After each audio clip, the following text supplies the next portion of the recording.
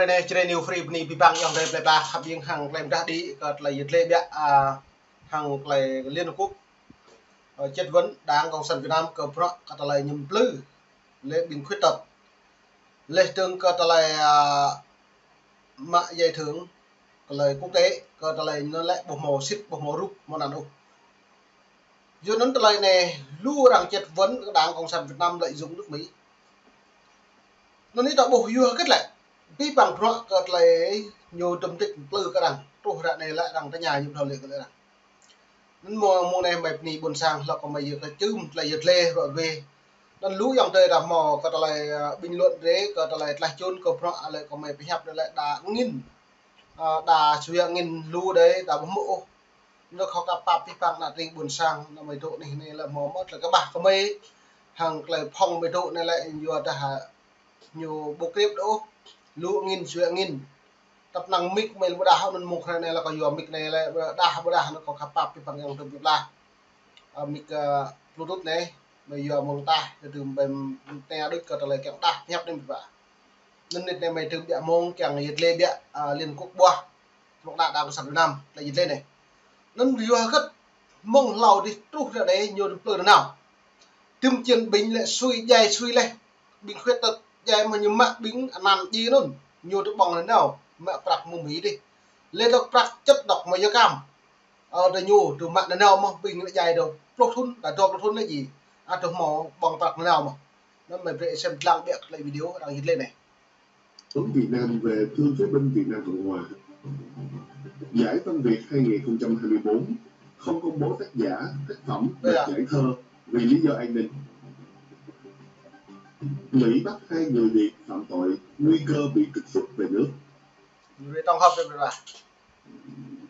Vào ngày 6 và 7 tháng 3 vừa qua, Việt Nam lần đầu tiên tham gia phiên rà soát về việc thực thi Công ước quyền của người khuyết tật CRPD tại trụ sở của Liên Hiệp Quốc ở Geneva, Thụy Sĩ. Phó Chủ tịch Ủy ban về quyền của người khuyết tật bà Amania Gamio cho biết, sau ngày 30 tháng 4 năm 1975, vài chục ngàn cựu quân nhân Việt Nam Cộng Hòa bị thương tật nhưng không được nhà nước hỗ trợ như những người khuyết tật khác tại Việt Nam. Bà Gamio đặt câu hỏi, hiện nay có bao nhiêu cựu quân nhân Việt Nam Cộng Hòa nhận được trợ giúp từ nhà nước Việt Nam? Liệu Việt Nam có xem xét hỗ trợ cho tất cả các thương phế binh Việt Nam Cộng Hòa hay không? Và chính phủ có thể làm gì để các chương trình trợ giúp thương phế binh Việt Nam Cộng Hòa của nhà thờ được tiếp tục hoạt động, giúp những người này nhận được sự hỗ trợ cần thiết? Ruột lên nón tạo bộ cái bằng rõ rạ này lại nhiều trả lời dù mà bình Việt Nam Cộng Hòa là bình khuyết tật xăm đà là bộ mọi dù ô dù kết lại dù đã cái bằng rõ lại nhiều đồ trả lời duyên vào phân biệt kỳ thị cờ tàu vùng nuôi và cái từng thành nhiều bộ nó như lượt lọc lúc liền phá thôn đồ báo đồ luôn mà này lại rằng ra soát lại biết bằng này đáng cộng sản Việt Nam nhưng bại như đối xử công bằng mà đừng nuôi tập nàng nuôi máu ngăn nuôi bao liệt sĩ tập nàng bình môn bộ mẫu là nhiều bệ bình nuôi tùm bình nuôi có công chức nhà nước đáng cộng sản Việt Nam đó nhiều mọi dù vô bạc mừng thì là nàn bình vùng con mà sầm lệ của Việt Nam lấy những bà nàn là nàn vùng con mà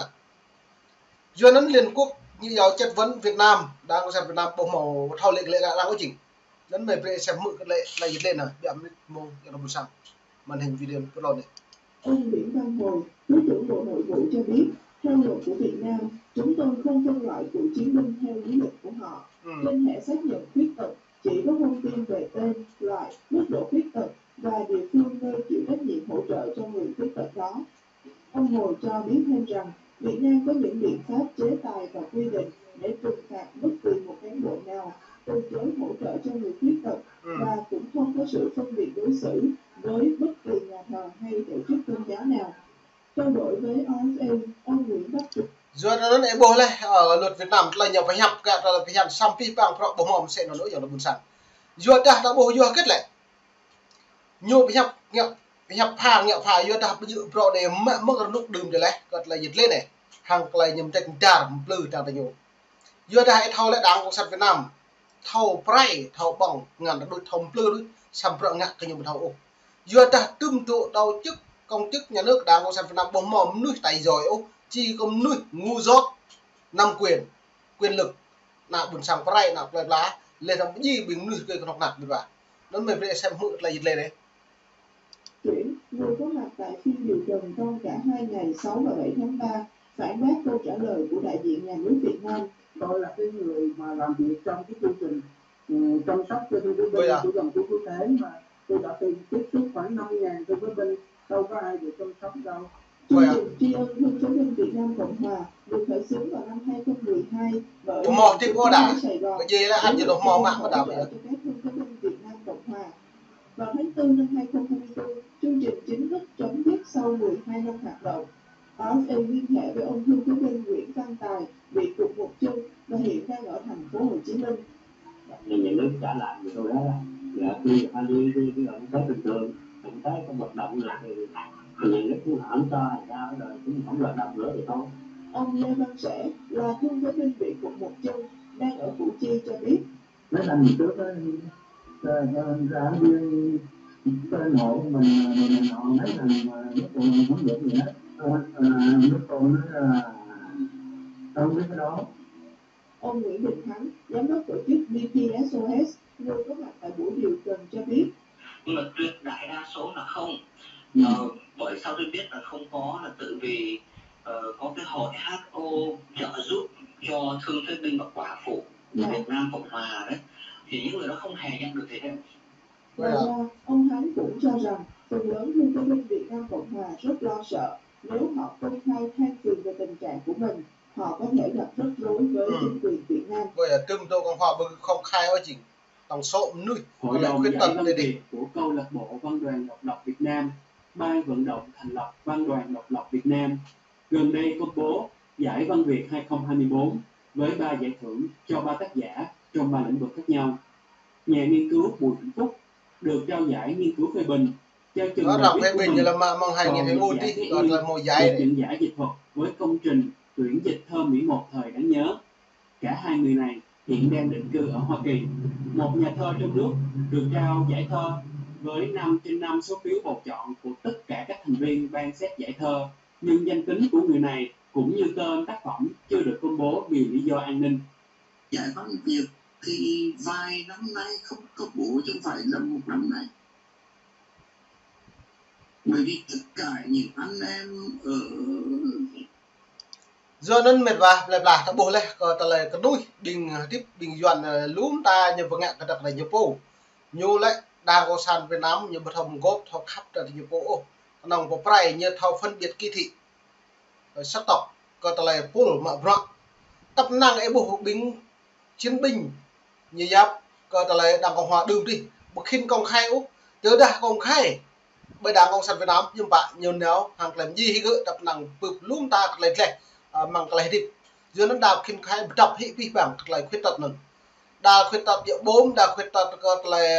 bộ học toán đào bộ khuyết tật lại rau lung ta bộ kim khai đó là khai với nhau đấy bạn